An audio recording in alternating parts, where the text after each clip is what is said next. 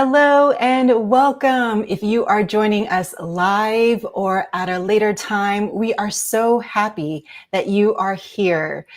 Tonight, we have the Women's Federation for World Peace, Global Women's Peace Network monthly webinar, where we are bringing you topics that are relevant to our world today. And tonight's topic is international topic. We are bringing you to Korea as we celebrate and in commemoration of the National Liberation Day of Korea, which they just celebrated on August 15th. Our co-founders of Women's Federation for World Peace are Korean. They fled their home in North Korea one day hoping for Korea to be reunited once again. And what makes this such a special topic this evening is that there has been this ongoing conflict between the North and the South for over 7 decades. For 7 decades, there have been a division of communism in the North and democracy in the South. But here at Women's Federation for World Peace, really believe in alignment with our founders, our co-founders, that the unity of the Korean Peninsula can bring peace worldwide. And so we really do believe that it can be a catalyst for global change. And their hearts, the co-founders' hearts, are not only for them to reunite their homeland because that's where they were born and where their family is, but that it can really transform this entire world. And so tonight we have 3 incredible speakers who will speak to what peace on the Korean Peninsula would look like, and what would those implications of peace be for the world? What would that look like? How can this really change not only the entire world, but the Indo-Pacific region as well? And so with that, they will also reflect on the perspective of Mother Moon's peace philosophy in relationship to this topic. Our first speaker for this webinar is our very own President of Women's Federation for World Peace USA, Kayleigh Moffitt. Before I bring her up on this virtual stage, I do want to introduce you to her. Kayleigh's leadership journey began as a teen organizing youth service projects, and by 16, she became a youth pastor. In 2014, she started working with youth education nationally through the Family Federation for World Peace and Unification. By 2019, she became the Director of Youth and Young Adult Ministry for FFWPU and the founding director of the Young Christian Leadership Conference. In 2021, she joined the Universal Peace Federation USA as a congressional liaison, focusing on Indo-Pacific security and religious freedom.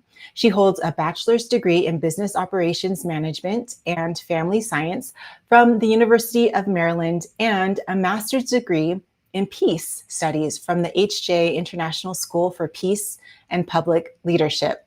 She is also a proud wife and mother of 3 young children, which she considers her most significant accomplishment and her contribution to a better world. Please welcome Miss Kayleigh Moffitt. Thank you, Adia, and thank you everybody for joining us tonight.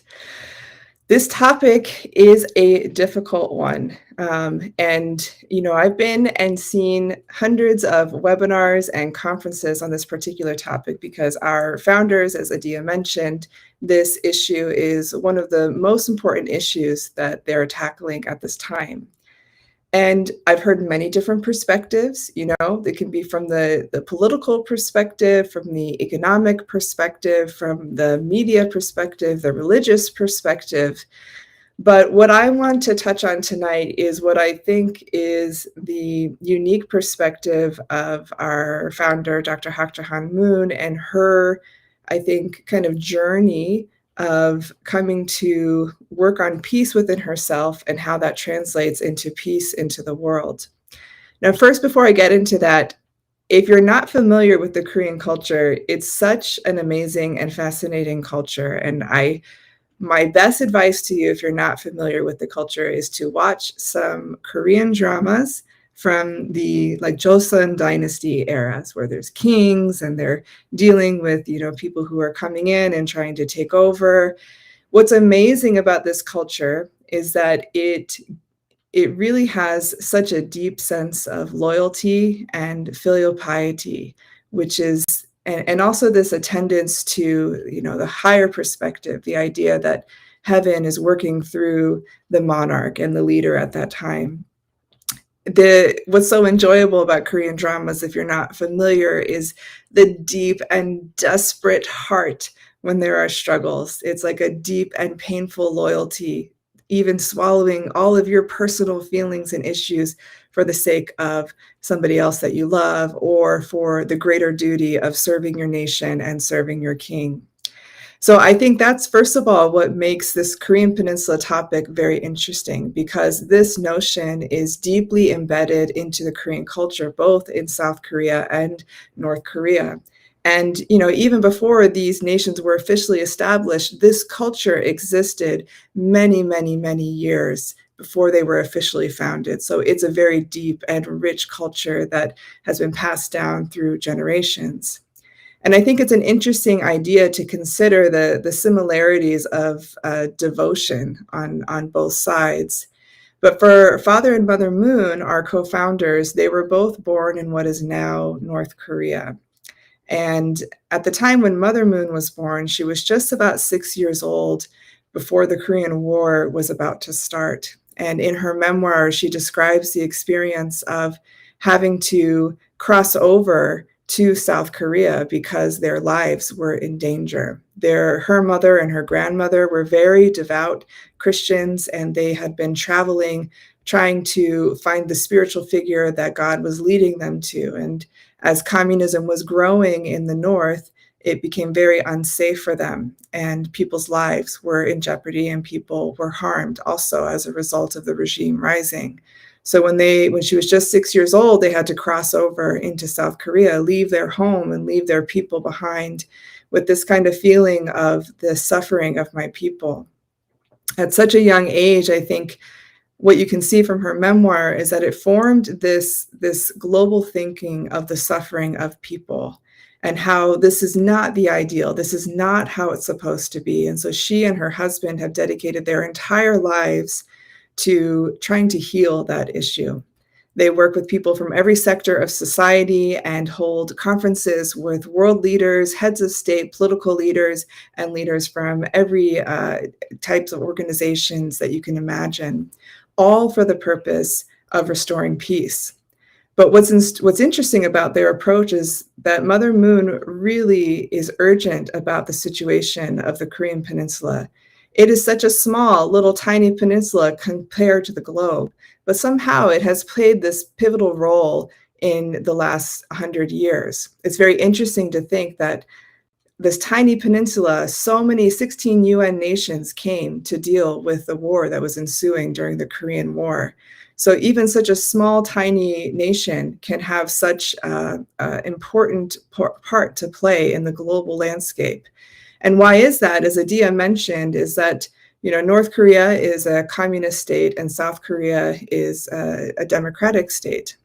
And the main challenges here from Father and Mother Moon's perspective is that the importance of religious freedom and the importance of recognizing the identity of your creator is the most essential ingredient. It's the initial foundation that's needed for all other freedoms. In America, we're very blessed to have that freedom as a foundation for all other freedoms. But because the North doesn't embrace the government and the regime as the primary source of diplomacy and leadership, then there's this kind of conflict with the identity of our creator. This tiny peninsula still represents, this unique conflict between communism and democracy, which we have seen played out on the world stage over the last many decades. But now, as communism is shifting and the allies are kind of growing stronger in each direction, it's very clear that this tiny peninsula now has a strong place in this geopolitical situation. What that means is what happens on the Korean Peninsula has ripple effects, especially in Northeast Asia and into the Indo-Pacific, but ultimately in the entire world, in particular because of political regimes. So what happens there impacts the world. It will impact America, and it will impact every nation because the global landscape will shift. Now, what I want to touch on is in Father and Mother Moon's story, as I mentioned, that they were from North Korea and they had to flee to South Korea. But their main calling in their hearts is to restore peace. And they knew that their own journey with that was the most important first step. And so they worked towards securing a meeting with Kim Il-sung, who at that time was the chairman of North Korea. The thing about their relationship is Father Moon was placed into a really horrible prison under that regime, where his life was basically in danger and he was very close to dying and in horrible circumstances. Their family members have been killed as a result of the regime, and people have suffered. And so very naturally, it would make sense that Father and Mother Moon would consider this person their enemy, would consider this somebody who they could not work with, could not forgive. But they sought it out as ultimate peacemakers and peace builders to resolve their own resentment in their hearts and embrace their enemy. And so in their meeting, there's wonderful photos of them embracing and greeting each other, because Father and Mother Moon have the thinking that they must live for a greater purpose. They must put aside their own pain and selfishness to be able to deal and work towards peace for the entire world. And I think this is a very interesting model for the world to pay attention to. When we ask ourselves, what would peace look like on the Korean Peninsula? What steps would be needed to take in order to have this positive ripple effect in the global economy and the geopolitical situation? I think this model of Father and Mother Moon of thinking towards global needs and global peace instead of just my own needs is really the key ingredient. So it means that South Korea has to consider what North Korea needs. It means the world has to consider what changes need to happen to secure a more long-lasting peace. Now, the challenge is many efforts have been made to secure peace and to grow peace on the Korean Peninsula. But one side is growing their nuclear armaments and their military power. And though sometimes it can seem that there is relationship being developed, and there has been relationship developed, then that relationship is broken down through many different situations. And there are differing views in the political landscape of, does North Korea need to just completely disarm before we can start working with them? Or do we start to work with North Korea in order to build a relationship and work towards disarmament and peace agreements and a more stable situation in Northeast Asia? I think it's a mixture of all, if I had to make a recommendation. But what I can say from Father and Mother Moon's example and from our peace philosophy and the work that we do in Women's Federation is that this people-to-people diplomacy, this track 2 diplomacy of building relationships is the best way forward. Because if we stand only from our political viewpoint and we're only thinking I'm right and you're wrong, or you need to do this needs to change, then no real agreement can come. It's very difficult to find a win-win situation in that environment. But if we can build relationships with each other through opportunities of having programs that we both co-sponsor, or figuring out what it is both sides are interested in and agreeing to develop that area, then the more we work together, the more we get to know each other, and the more that we realize this person is not my enemy, but actually is a person just like me. So I want to really highlight the importance of breaking down those barriers through this track 2 diplomacy model of building relationships and recognizing each other as both members of the human race and being able to work towards a more peaceful solution. No change will come if we can't build those relationships. If we can't build those relationships, then what we will see is ensuing conflict and war, which is basically what's on the menu for the next couple decades if we can't find a way to work more peacefully. So I think there are many challenges at this time to working towards peace in this area. I think those who are watching maybe are very aware of the even more complicated scene in the Indo-Pacific of nations with differing political values, and there's the heightened sense of war and conflict in that area that could happen at any time. So this situation is more urgent than ever. Even our political leaders in America are very aware of it. Whenever I've had the chance to discuss this with those of our leaders in America, it's a very pressing issue, and everybody can recognize that whatever happens here will shift the global situation. So we need to take it seriously. We need to invest into it. But I truly believe the only way forward is through this building of relationship, building of trust, trying to see each other as human beings and live for the greater purpose, put aside our own personal viewpoints and needs and perspectives and baggage from the past, but for the sake of a more peaceful future.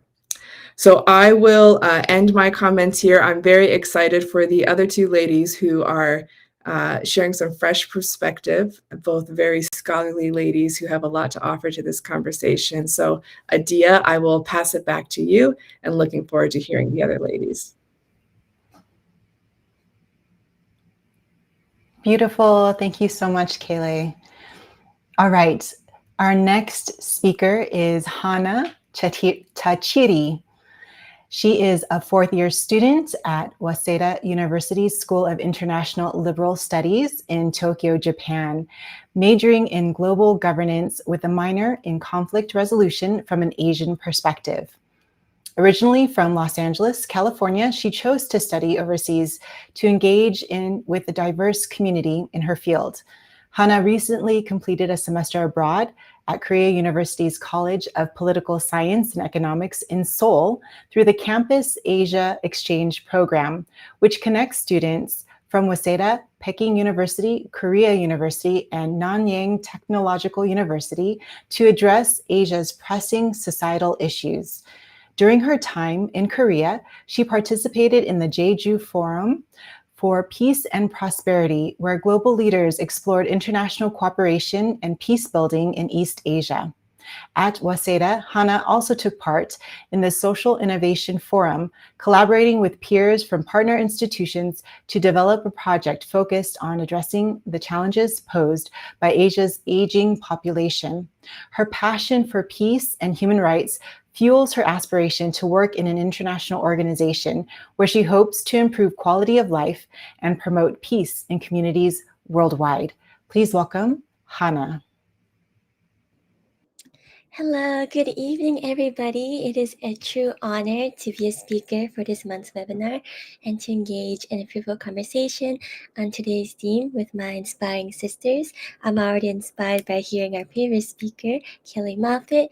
And yes, first and foremost, I wish to express my deepest appreciation to Mrs. Grace Kisile for extending this opportunity to me and to the Women's Federation of World Peace for having me here today. And I'm truly appreciative of the organization that enables women to assume leadership roles and play an active role in fostering a peaceful global community. And as we are all aware, this month of August holds particular significance for the Korean people, as August 15th commemorates the historic day of their independence from the Japanese occupation. And although the country has since attained freedom, there remains a portion of the Korean population that continues to experience restrictions on their liberty due to the geographical division between North and South Korea. And from the moment the United States and the Soviet Union made a decision to split the Korean nation by the 30th parallel, which is just about halfway on the peninsula, thousands of families were separated, and with many still yearning to reunite with their loving relatives across the border. And our founders themselves, Dr. Hak Ja-han Moon and her late husband, Reverend Sam Myung-moon themselves, also experienced this heartbreaking reality of being unable to visit their hometowns for decades, despite the distance being merely an hour-long flight from their hometown.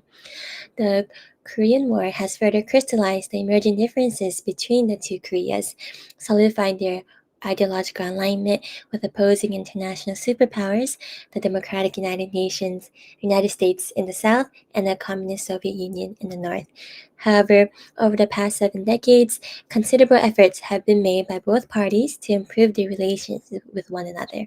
And despite the intricate history, recent developments, and the ongoing diplomatic initiatives from the international community have opened the door for a potential union between North and South Korea. I think all of the international community is well aware that what happens between North and South Korea, whether it's reconciliation or reunification, is definitely going to play a role in the future in terms of world peace. So today, I would like to explore the potential of Korea as a catalyst for peace and the diverse approaches that can advance the vision of universal harmony that humanity aspires to achieve. So, as highlighted in my biography, I have recently concluded my study abroad experience at Korea University in Seoul, South Korea. And since I was directly in the environment where there are a lot of Koreans near me, I was able to interact with many of them and gain insight into their perspectives on this delicate yet crucial topic, along with also reading Dr. Hak Ja-han Moon's autobiography, Mother of Peace. And through these conversations, I was able to maintain a range of perspectives and hear a lot of opinions on this issue. Some expressed that it was without question that the peninsula should be unified. They're the same heritage, they share the same ethnicity, same language, and that what's only dividing them is just a border that's geographical.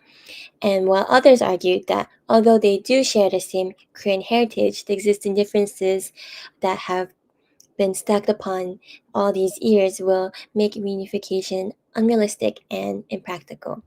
But personally, reading Dr. Hak Ja-han Moon's memoir moved my heart and really shifted my perspective about how peace can flourish within the Korean Peninsula, as she and her husband fully dedicated their lives to the union of North and South Korea, whether it be through nonprofit organizations and activities or discussions with international leaders, including Kim Il-sung himself. And I think all of you have heard from the previous speaker that it must have been a very difficult conversation or meeting to meet the so-called enemy or meet the leader who made the decision to harm so many of your own people, and including personal relatives from our two co-founders as well. So it takes a lot of strength and immense amount of forgiveness to even negotiate with him. And one of Dr. Hak Ja-han Moon's recommendations resonated deeply with me as I was reading, particularly in the context of positioning Korea as a pioneer for peace. So in 2015, she proposed to the United Nations office in Vienna, Austria, that the fifth International United Nations office be established at the demilitarized zone between North and South Korea, which can be a monumental step towards peace and reconciliation on the peninsula. In addition to South Korea's recognition as one of the leading economies in the East Asia region, the installation of a new international UN office there will be likely to garner support from neighboring countries. And Dr. Hak Ja-han Moon emphasized Korea's role as the home to the headquarters of the Universal Peace Federation and the International Association of Parliamentarians for Peace, both of which are notable examples of peacemaking efforts.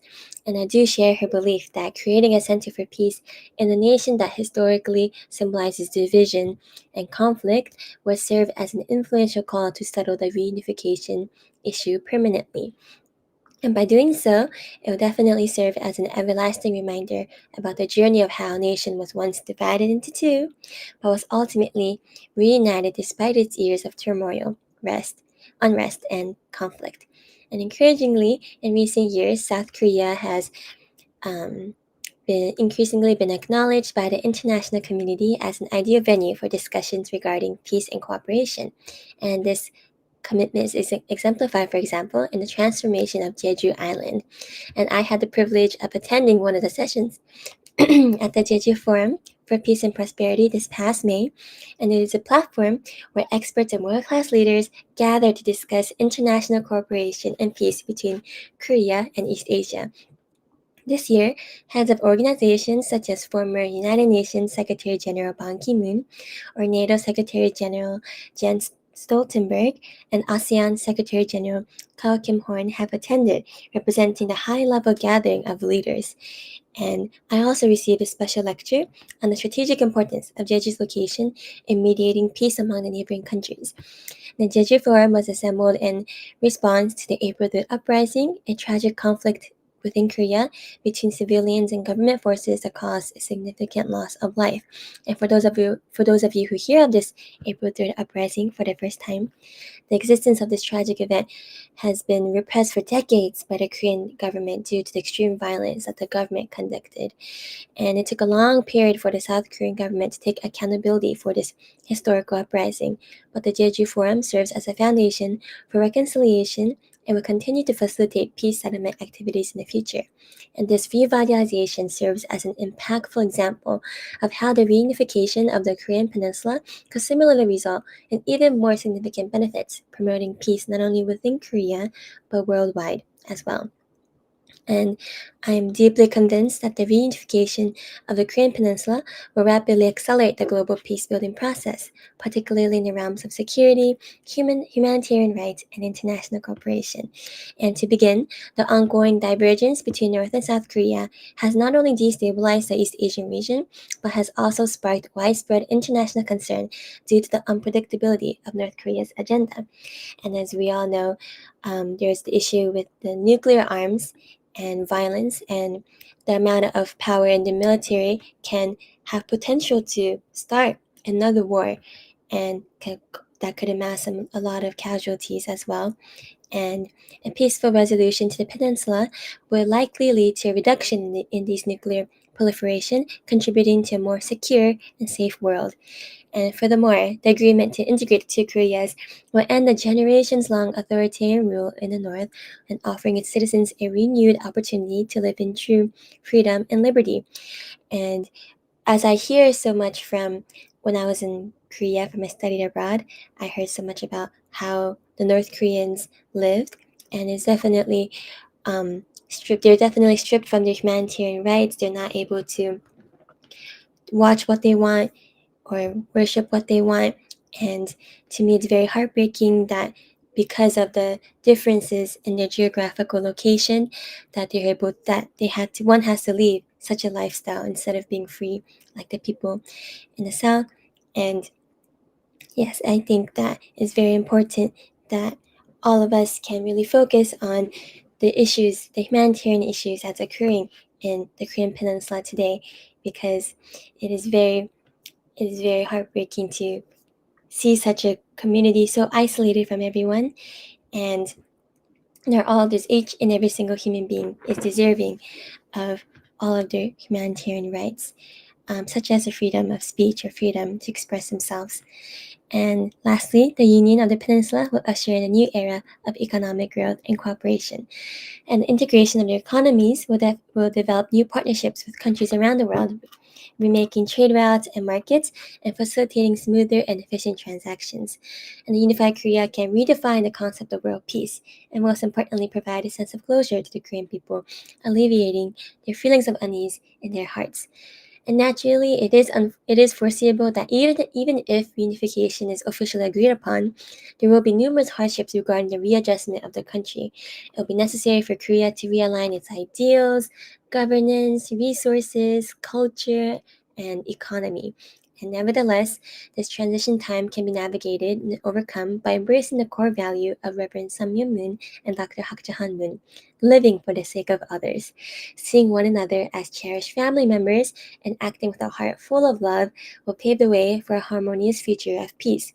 And especially like us as women, we have the power to lead by example demonstrating what it truly means to love others by nurturing, listening, and understanding. And I can assert with confidence that women play a pivotal role in spreading this culture of love by expressing our feminine nature to care for others. And our founder, Dr. Hak Jahan Moon, powerfully states in her memoir, to experience true peace, we must first practice true love without the expectation of reward. And I think that's definitely what all of, not only Korea, but all of us in the international community also need to do. Right now, in the realm of international relations, even with partnerships, it's a lot about what can this country offer to me and how can I benefit. And that is how they choose a lot of their allyship and partnership.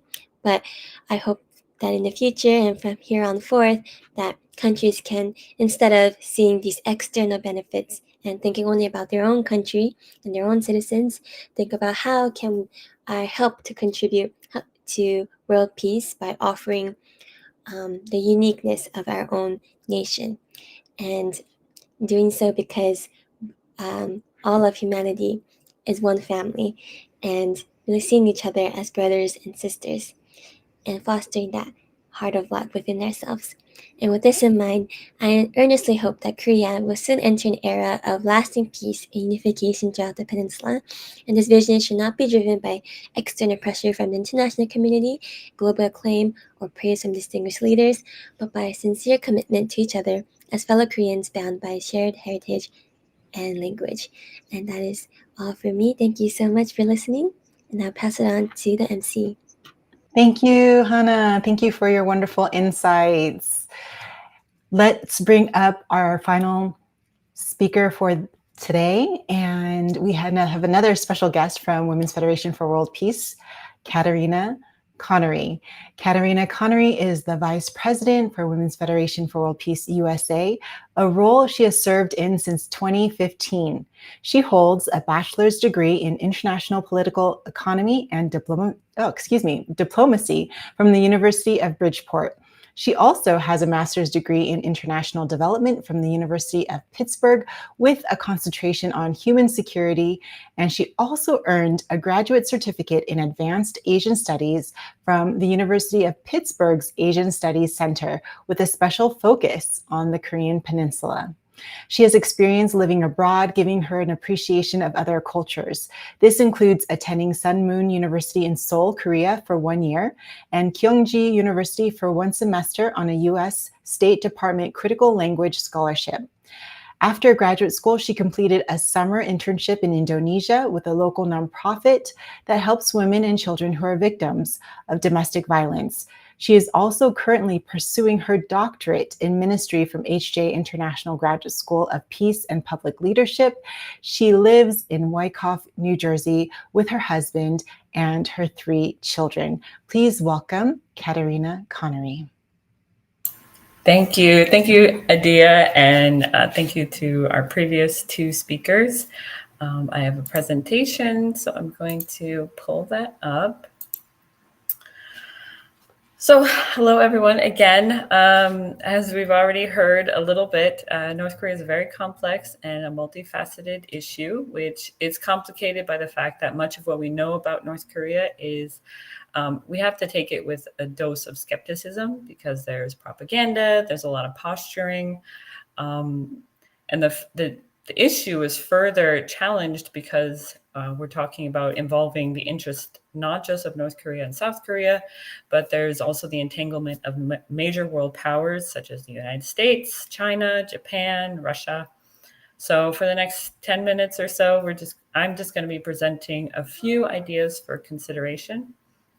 And just like with any conflict in the world and considering steps for peace in North Korea, there are many angles and factors to look at, but today I want to focus on the perspective of Father and Mother Moon based on their own history, which our president highlighted, and their track record of reconciling with Kim Il-sung and promoting peace. As President Moffat explained, a core element of the perspective of our founders is that in order to find a peaceful solution for North Korea, there must be love. There must be true love, what they say. And you cannot have love without understanding. We're talking about the kind of love that is not motivated by personal gain. And yeah, in order to really, truly love the North Koreans, we have to understand North Korea. And the kind of sincere caring and concern that Father and Mother Moon exemplified and talk about can't be accomplished from the vantage of assuming or insisting that North Korea has to change first. We had to first seek to understand. And just as a side note, understanding is not the same as agreeing, but we're just seeking to understand so that we can approach each other with trust and with sincerity. And so we want to understand the historical realities, the ideologies that came out of those historical experiences. Especially today, I'm just going to focus on Juche. So there is actually a very interesting Korean proverb that says, when whales fight, the shrimp's back is broken.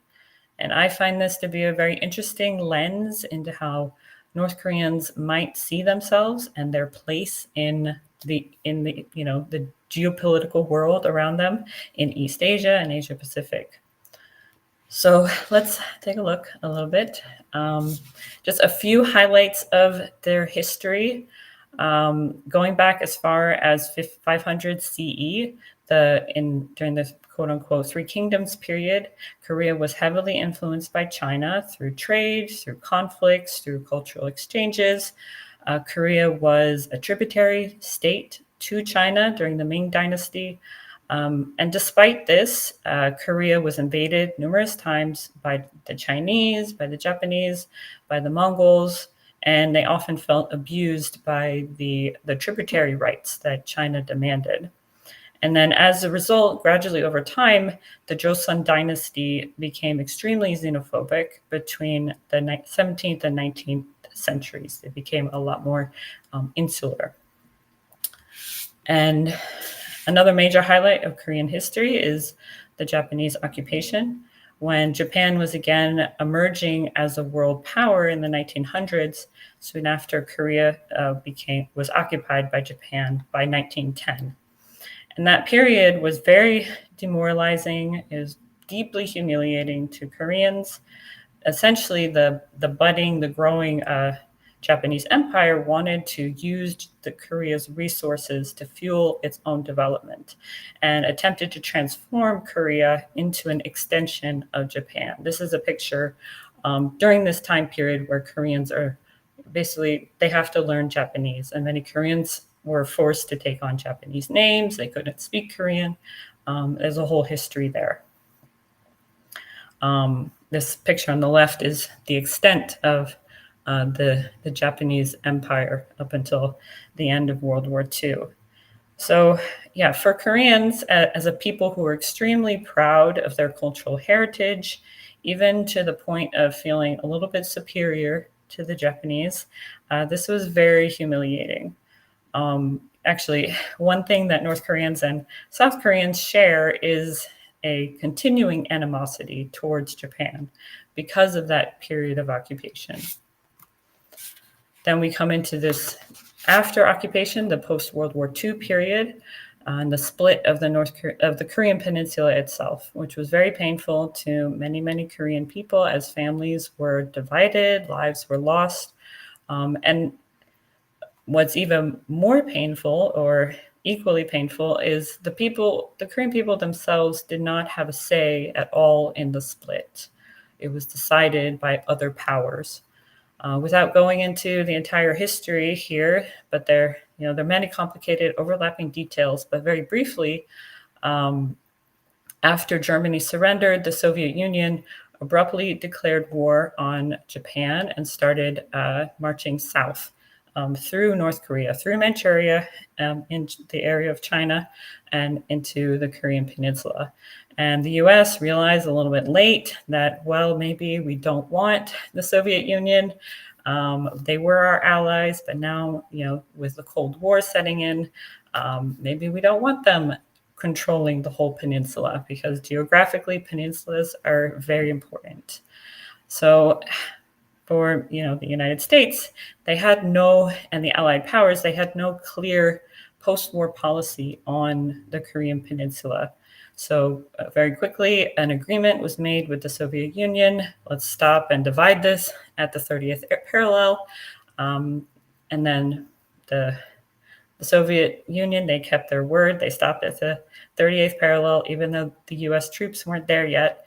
The US forces marched up through South Korea. But then with the Cold War setting in, it became impossible to reach an agreement between these major world powers. Again, the Korean people, the North Koreans, the South Koreans, they're a little bit at the mercy of these greater powers. And two separate governments are established. And then finally, an important historical experience would be the Korean War itself and the aftermath. From the North Korean perspective, or at least the perspective of the propaganda of the government, the United States is the primary reason why the peninsula is still divided today. During the Korean War, the North lost 20% of its population, mostly from US bombing. And even though there was, off and on there's talk of peace treaties, the war is technically not over. It ended with just an armistice. In these pictures here, this is a propaganda poster. This is from January 2024. This is this year. And it translates to, "Let us destroy the US imperialists and the clan of the Republic of Korea without mercy." So in their mind, they're still at war. So essentially, we're talking about 7 decades of war and a mindset of fighting against these bigger powers while their brothers and sisters in the South are prospering. And it's not just South Korea, but it's the United States behind that. And given these aspects of their history, approaching North Korea from a position of power or with a hidden agenda of self-interest will not go very far. So in order to understand North Korea, you have to understand Juche also. It's kind of the state ideology. In Kim Il-sung's own words, he says that Juche is about holding fast to an independent position, rejecting dependence on others, displaying the revolutionary spirit of self-reliance, and thus solving one's own problems for oneself on one's own responsibility under all circumstances. Now, this is also very much about propaganda and strategically ignores the country's heavy reliance on the Soviet Union in the past, China in the past, China today, and also humanitarian aid from the West and from South Korea. This picture is Juche Tower in North Korea, and you can see the symbolism. Juche is a beacon to the people. That is the intention. And the regime may talk about self-reliance and independence from foreign interference, but really at the core is not the Korean people themselves, but it is the self-aggrandizement of the Kim family, the Kim dynasty, if you will. Without going into a whole historical process, within Juche, we see a cult of personality surrounding Kim Il-sung and his descendants. The North Korean adulation for their leader and the cult of personality that surrounds them borders on almost religious fervor. They're called by any name you can imagine: great leader, dear leader. Right now, Kim Jong-un is respected comrade in reference to the Kims or to their ideology. Words like eternal and miraculous and immortal and destiny and sacred, these words are used. So the political ideology of self-reliance is coupled with this totalitarian nature of the North Korean state, in which dissent is swiftly and violently purged. An ideal of self-reliance becomes less about the Korean people as a whole and mostly about upholding this one family and their supporters. And they are somehow the great protectors against all these other powers who would harm them and have harmed them in the past. And especially those in positions of leadership and power right now in Korea are judged by the barometer of how much they adhere to Juche and devotion to its authors. And that includes Kim Jong-il and Kim Jong-un. And of course, a major question in all of this is, what do North Koreans think? Because all of this ideology is from the government, from the party. You know, you see photos of North Koreans, weeping and crying over their leaders. Excuse me. And over the years, you know, analysts have, you know, hoped that maybe there'll be some kind of revolution in North Korea. Maybe they'll suddenly overthrow this oppressive regime. And it's very, very difficult to get a clear idea of what North Koreans think. The regular citizens think. What do they feel? How much of this is genuine? Because many factors, travel outside the country is illegal without proper authorization. And even those who do travel outside the country, such as diplomats or the Olympians, they are closely monitored and they receive re-education and debriefing when they come back home. It's very restrictive for foreigners to come into North Korea. You can't go where you want, talk to who you want, or, you know, do anything you would hope. Actually, you know, an example also is, if many of you saw a few weeks ago, there were those young men who were executed because they were watching South Korean dramas. You know, that was the story. But really, the government is sending a message. Listening to foreign radio stations is illegal. There's no access, you know, legal access to the internet, and, you know, the list goes on and on. We have a little bit of a window into North Korean life, especially through those who are able to leave North Korea. There are approximately 33,000 North Koreans who have resettled in South Korea. There's an estimated hundreds of thousands who are living in China, especially right across the border. And many have spoken about life in Korea, but that just based on the numbers, you know, that is a small portion of the entire population. There's about 20 million people in North Korea right now. But just, you know, imagining and thinking about what we know about human nature in general, we can likely surmise that there are several groups of people among North Korean citizens. There are those who are fed up and, you know, they risk their lives and they're able to leave. Those are, you know, people in China who've made it to South Korea and other places. There are definitely those who are fed up, but they cannot leave because of all of those various restrictions or, you know, family commitments. In North Korea, if you are quote unquote purged, many times your family goes with you. There's also those who are simply trying to get by and live their lives. And there are definitely those who sincerely adhere to the ideology and the hero worship of the Kims. And how many people are in each of these groups? And maybe there are other groups we could think about. And the truth is, we really don't have a very clear idea. But there are enough people in this fourth group of those people who are sincerely adhering to the narrative, so that the whole government has proven itself to be incredibly resilient and committed to doing whatever it takes for regime survival. This is just one conclusion from an analyst. You can see the reference there. He said that North Korea's leaders have maintained a unique and lonely political pathway for survival.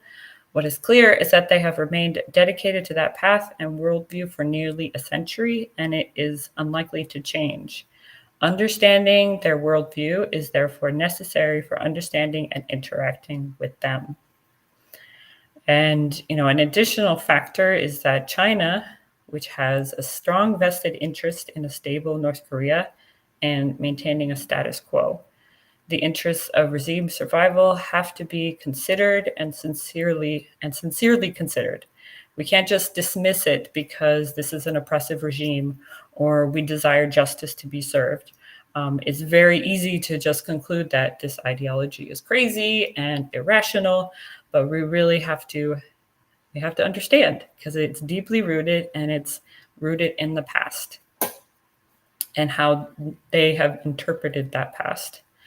So if we know regime survival is core to the North Korean interests, we necessarily have to answer the question. Many questions have to be answered, but one big question is, what to do about Kim Jong-un? What is the future of this leader who is so revered by at least a significant portion of the population? The North Koreans are certainly looking at Libya and Gaddafi, who back in 2003, Gaddafi gave up Libya's nuclear weapons in order to normalize relationships with the West. But when a rebellion rose up in Libya, the US and NATO supported the rebels, and Gaddafi was killed. So it's looking like, well, it's not so profitable maybe to give up our nuclear weapons. And if we consider that collectivist cultures like Korea, the honor of the leader, the honor of a respected leader or revered leader, is the honor of the group. The shame of the leader is our shame, the group's shame. So attempts to humiliate Kim Jong-un or bring him to justice, or expecting the North Koreans as, a group to turn on him, I don't think will go very well or manifest the way we expect, despite the many wrongs and gross violations of human rights committed by the regime and its leaders.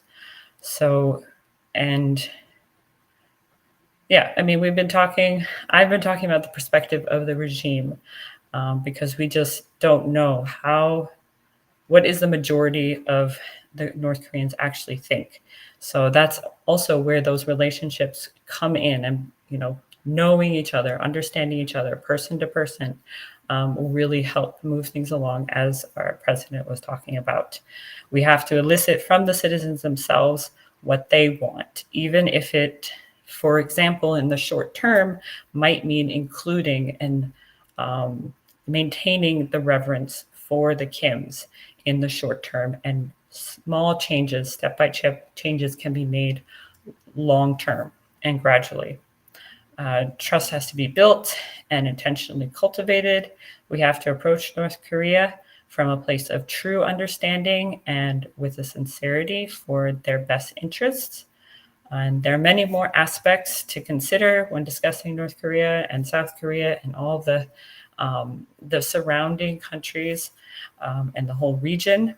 And this is not meant to be, exhaustive or the only interpretation, but I just hope that it gave some food for thought and things to, maybe take a different perspective when we're reading all the news that is coming out here and there about the future of North Korea, and hope for peace. So thank you, everyone, for your kind attention, and I turn it back to you, Adia. Thank you, Katerina. Let's go ahead and do one roundtable, a quick question for all three of our guest speakers before we conclude.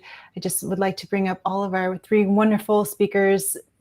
You guys have gave so much insight and knowledge, and just so grateful for your wisdom on this issue.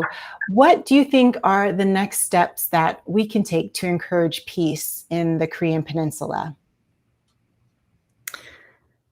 That's a tough question. I think maybe echoing the angle I was taking is there need to be opportunities for people-to-people engagement. I think, what Katerina just talked about was very interesting, to try to understand the North Korean perspective. And as particularly your last point about, if you're tearing down Kim Jong-un, you're tearing down the North Korean people because of their love and their devotion, which is part of the Korean culture.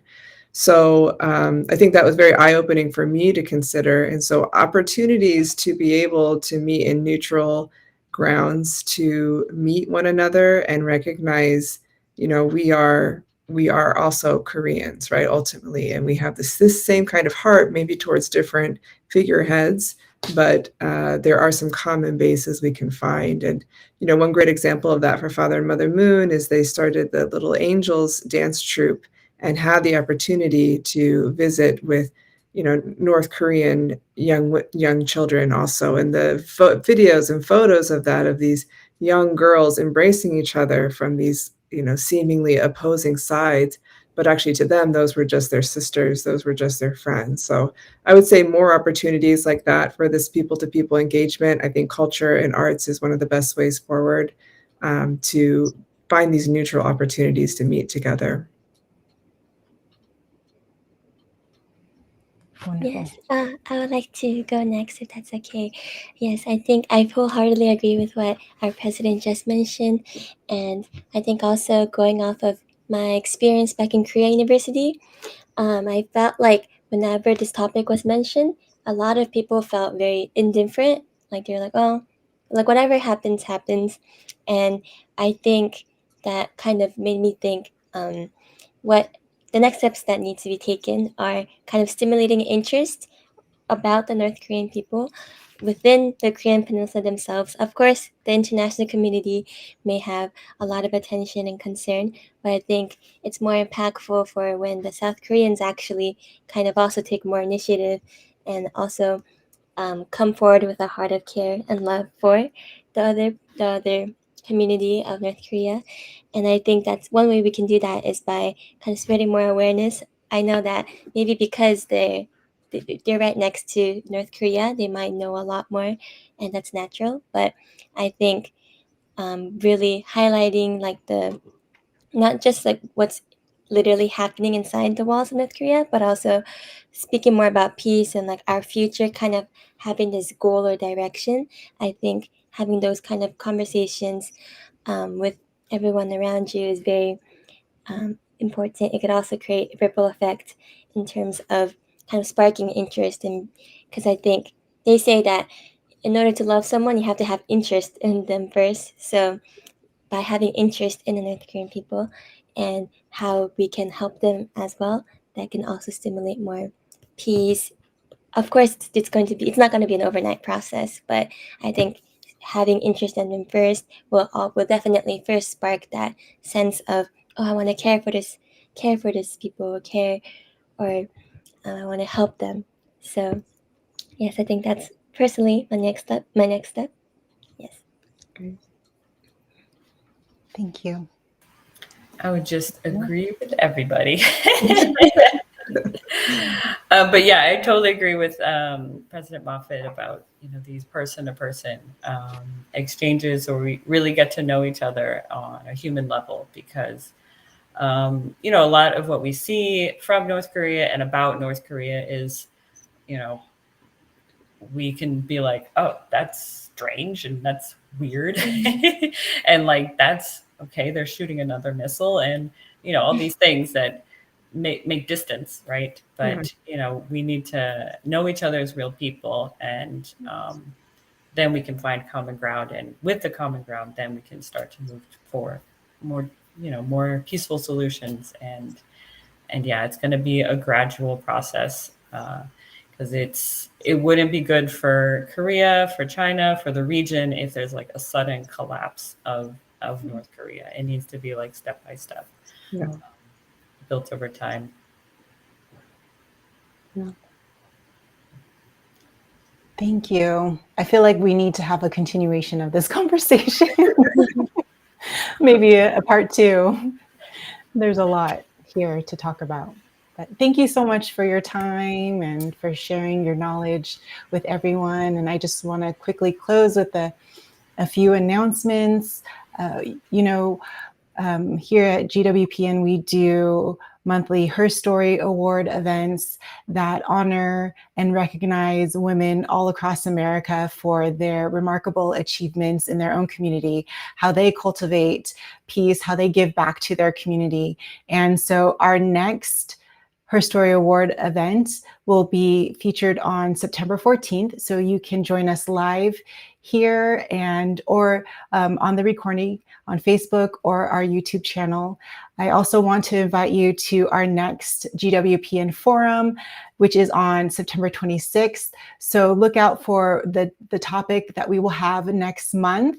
If you found this webinar, this forum valuable, and you're watching it on Facebook or YouTube, please like it, please share it, subscribe. We also invite you to check us out on our website, and you can become a member. You can support the work that we are doing to bring peace not only locally to our own communities, but also worldwide, as we so lovingly spoke about today. And there were so many wonderful insights. There is a QR code on your screen that you can screenshot, and it will direct you right to our Women's Federation for World Peace website. But if you're not ready to become a member, you can do a few things for free, right? You can follow us on Facebook or Instagram. You can also subscribe to our YouTube channel and share all of our wonderful webinars, this one and our past ones, with people that you find would be interested and would like to share this knowledge. We want to spread our founders' peace philosophy worldwide. So thank you so much for your time. We went a little bit over, but I hope it was worth it. It was worth it for me. And I look forward to seeing you again next month. Have a wonderful, wonderful day. See you soon. Bye-bye.